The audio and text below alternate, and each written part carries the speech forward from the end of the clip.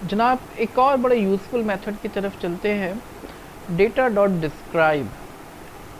Describe जो है हमें फंडामेंटल स्टैटिस्टिक्स, बुनियादी स्टैटिस्टिक्स प्रोवाइड करेगा डेटा से मुताल्लिक। फॉर एग्ज़ाम्पल मेरे पास एज का डेटा मौजूद है, मैंने कहा डिस्क्राइब करो।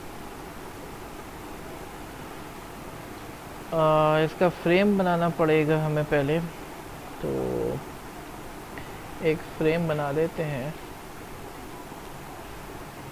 pd dot data frame,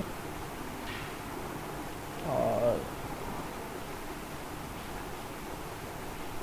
edges.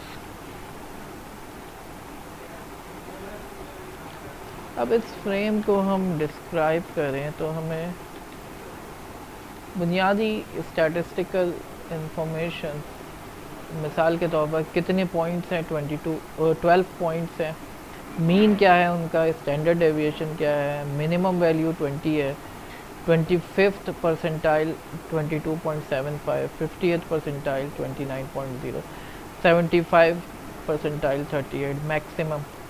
तो मिनिमम और मैक्सिमम को अगर माइनस करें तो हम रेंज मालूम कर सकते हैं, डेटा की रेंज क्या है। स्टैंडर्ड डेविएशन बताता है कि ऑन एवरेज डेटा जो है मीन से कितना प्लस माइनस रेंज में है। 25th परसेंटाइल बताता है कि 1/4 ऑफ द वैल्यूज़ जो है वो किस रेंज में है, यानी 25th परसेंटेज ऑफ वैल्यूज़। अगर डेटा के 4 हिस्से किए जाएँ तो पहला हिस्सा यानी क्वार्टाइल 1 25th परसेंटाइल होता है, तो पहला हिस्सा कहाँ पे ख़त्म हो रहा है डेटा को अगर तरतीब दें। 50th परसेंटाइल सेकंड क्वार्टाइल को रिप्रेजेंट करता है, 75th परसेंटाइल थर्ड क्वार्टाइल को रिप्रेजेंट करता है।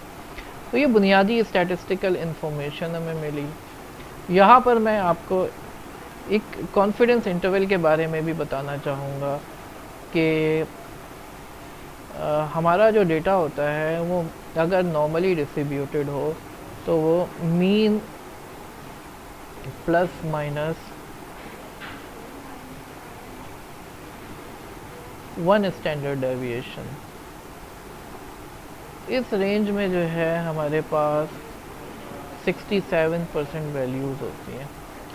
Mean plus minus 2 standard deviation पे 97% वैल्यूज़ होती हैं, और mean plus minus 3 standard deviation पे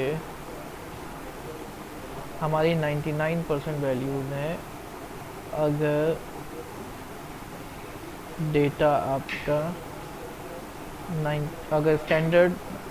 अगर डेटा आपका नॉर्मल डिस्ट्रीब्यूशन को फॉलो कर रहा है तो मीन से प्लस माइनस 1 स्टैंडर्ड डेविएशन में 67% वैल्यूज़ होंगी। यानी मीन हमारा अगर 32 आ रहा है तो मीन प्लस स्टैंडर्ड डेविएशन हो जाएगा 44, और मीन माइनस स्टैंडर्ड डेविएशन हो जाएगा 20। 20 से लेके 44 तक के वैल्यूज़, 67% वैल्यूज़ आपके डेटा में 67% वैल्यूज़ ऐसी होंगी जो कि 20 से लेके 44 की रेंज में होंगी। अगर ये डेटा मेरा नॉर्मली डिस्ट्रीब्यूटेड है, ये ऊपर इस डेटा की बात कर रहा हूँ मैं, तो इसमें ज़्यादातर वैल्यूज़ जो है 67% वैल्यूज़ इस रेंज में होंगी 20 से लेके 44 तक। 97% वैल्यूज़ होंगी मीन माइनस 2 स्टैंडर्ड डेविएशन और मीन प्लस 2 स्टैंडर्ड डेविएशन। तो I am leaving it to you कि आप जो है 97% कॉन्फिडेंस इंटरवल जो है उसकी क्या रेंज होंगी वो निकालें, और 99% स्टैंडर्ड डेविएशन, 99% कॉन्फिडेंस इंटरवल में जो mean plus minus 3 standard deviation की वैल्यूज़ होंगी उसको कैलकुलेट करें। तो ये बताने का बुनियादी मकसद ये है कि हम जो है अगर इस रेंज को मद्देनज़र रखें तो हम आउटलायर को बड़ी आसानी से शनाख्त कर सकते हैं कि हमारा आउटलायर जो है डेटा के अंदर एक ऐसी वैल्यू जो कि रिप्रेजेंट ना कर रही हो हमारे डेटा को, डेटा में एक्सट्रीम वैल्यूज़ जो आ रही हैं हम उसको जो है बड़ी आसानी से फाइंड कर सकते हैं। तो फॉर एग्ज़ाम्पल मैं कहता हूँ कि मेरे पास जो डेटा है, इस डेटा में एज जो है आ रही है, और किसी की एज जो है 500 साल। तो अब मैं इस डेटा में से आउटलायर को अलग करना चाह रहा हूँ, ऐसी वैल्यू जो कि इंतहाई एक्सट्रीम पे जा रही है। तो मैं बड़ी आसानी से जो है उसको अलग कर सकता हूँ। मैं कहता हूँ फ्रेम में ऐसी वैल्यू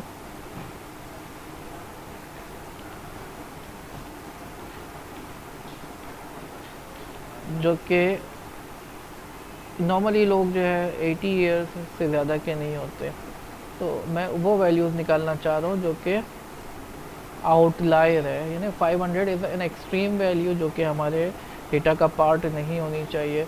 तो मैंने कहा वो एज जो 80 साल से ज़्यादा हो उसको निकाल दो डेटा से। तो ये हमारे पास आउटलायर हो गया, यानी greater than 80 values are outlier here. तो हमें उसको रिमूव करना चाहिए। तो ये डीप लर्निंग में, मशीन लर्निंग में हम अक्सर आउटलायर को एक्सट्रैक्ट करने के लिए इस्तेमाल कर सकते हैं।